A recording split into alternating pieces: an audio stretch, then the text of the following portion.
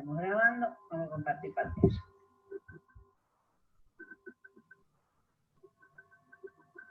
Ahí está. Bueno, ¿ya está grabando? ¿Sí? Sí, sí. Bueno, este parcial de educación comparada vamos a arrancar con el concepto de diferentes autores. En este caso tenemos a García Garrido y Ángela Caballero, que uno habla sobre el estudio comparado de los sistemas educativos y otro habla sobre el estudio o la observación de fenómenos para encontrar diferencias, similitudes o relaciones entre ellos. Hay tres objetivos según la educación comparada, que es el teórico, el práctico y el evangélico.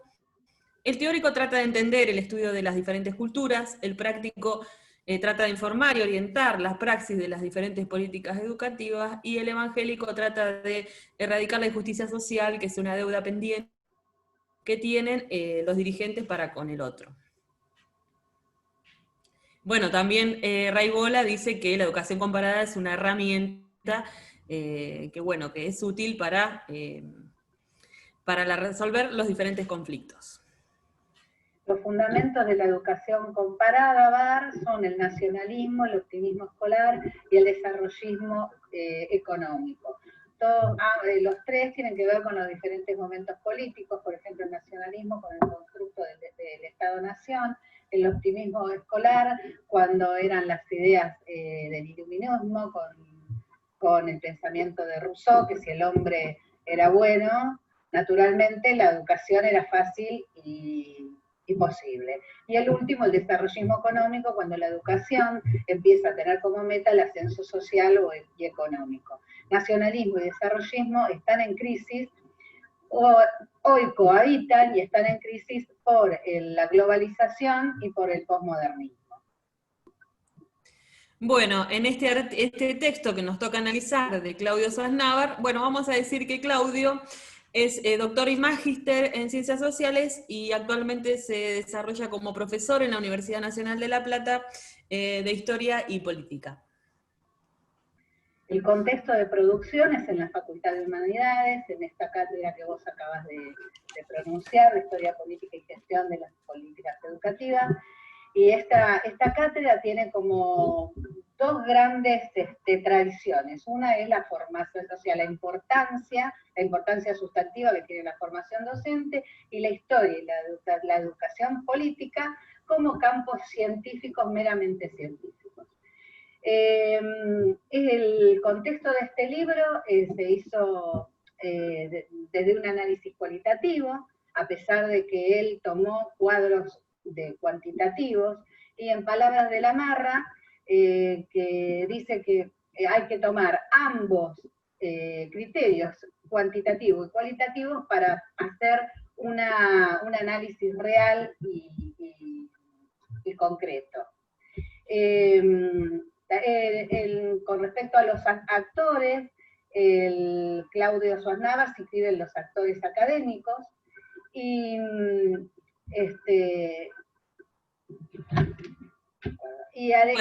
podríamos hablar, si hablamos de las hipótesis, lo podríamos ubicar dentro de las hipótesis de juxtaposición, que es la hipótesis 4, también la hipótesis 11, pero como dice Arenas, la hipótesis de juxtaposición en las políticas educativas es sumamente esencial para poder comparar semejanzas y diferencias.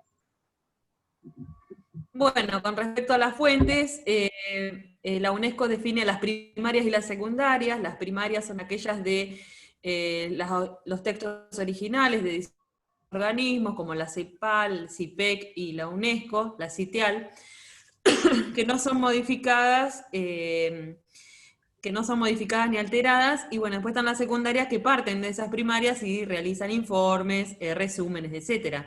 En el caso del texto que nos toca analizar, Sosnávar, él utiliza cuadros que son fuentes primarias de la UNESCO y la CITEAL y la CIPEC para realizar su análisis de las políticas educativas.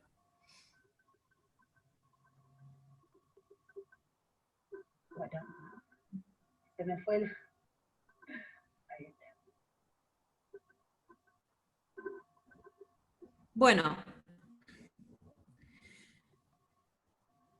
Con respecto a los métodos, ya habíamos dicho que él se incorporaba en la fase de la yuxtaposición, de las hipótesis de Arena, y él realiza un análisis cualitativo,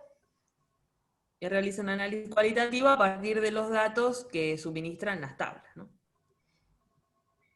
Bueno, haciendo una breve reseña de la década del 60-70, que fue en el momento de las reformas de los sistemas educativos, y todo era el fin del modelo fundacional, digamos.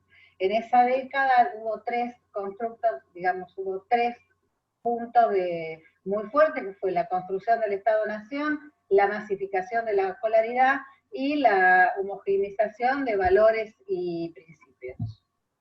Bueno, en estos años se puede relacionar con la historia de la educación comparada en la etapa precientífica del siglo XVIII y la de sistematización que está entre el siglo XVIII y el siglo XIX.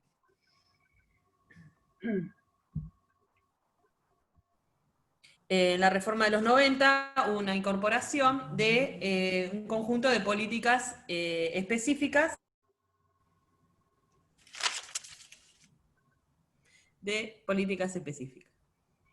Bueno, en esa época estaba la educación comparada, que era la científica, que es la que inicia en realidad como ciencia, que empieza a recabar información de las políticas educativas. Hacia la década del 2000, es donde tenían toda Latinoamérica, o sea, toda la región, tenían un común denominador, que era las reformas político-educativas. Especialmente en Argentina, en la época del 2000, con la Ley de Educación Nacional, en el 2006.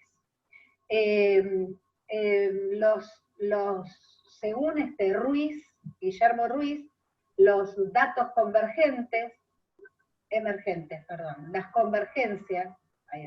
las convergencias que había en toda la región tenían que ver con bueno, la responsabilidad pública, la obligación del Estado en educación, que a partir de las últimas décadas el Estado se hizo cargo del financiamiento y la educación, la obligatoriedad de los estudios escolares, que es cuando fue realmente solo la primaria obligatoria, después se extendió hacia la educación secundaria. La certificación de todos los estudios, sobre todo lo que es el estudio superior, el currículum, que pasa a ser un currículum descriptivo, y la formación se hace mucho hincapié y cambia el currículum en disposiciones curriculares de la formación docente para ejercer la instrucción formal. Y las evaluaciones estandarizadas, que fue un dato que se toma para evaluar la enseñanza. Bueno, ahora podríamos hacer, ¿qué otras lecturas podríamos hacer de esto? Que sería... por ejemplo, con respecto a la masificación de la enseñanza, desde un nivel macro a un nivel micro, se podría analizar, de acuerdo a los chicos a las escuelas, el tema del nivel de la infraestructura con respecto a los espacios, a los bancos, con respecto a la demanda laboral también de más alumnos, más maestros, y bueno, la relación, cómo se trabaja el currículum para incluir a los alumnos, aquellos que desertan. También toda la parte de las trayectorias educativas, para ver por qué desertan esos alumnos, qué estrategias educativas se podrían resolver a partir de ahí, para ver cuáles son las causas de por qué tienen acceso, no pueden mantener y llegan a la secundaria, pero no llegan a terminar la secundaria, ¿no? Digamos que ese es el problema que seguimos teniendo. Hoy por hoy sigue habiendo, la desigualdad sigue existiendo, y como dice Sosnávar, a pesar de las reformas educativas, de todas las medidas que hubo en la última década del 2000 hacia mejorar, digamos, la sociedad y hasta digamos, la parte de las clases más populares, las clases más bajas, para que puedan resurgir y tengan acceso a los estudios y que puedan tener una mejor calidad de vida, aún sigue habiendo una fragmentación muy grande a nivel social y las desigualdades y siguen existiendo. Sí, también muchos factores de análisis, es un texto como abierto a cosas a analizar, y como el mismo texto lo dice, la moneda queda en el aire, como que queda a futuras investigaciones de muchos temas más, porque él como que abre el abanico al final. Sí, como que él no da respuesta, él hable del conflicto y todavía aún, como dice bien Swarnavar, es una deuda pendiente que se tiene, todavía como sociedad sigue habiendo una deuda pendiente porque no se ha podido resolver el tema de la fragmentación.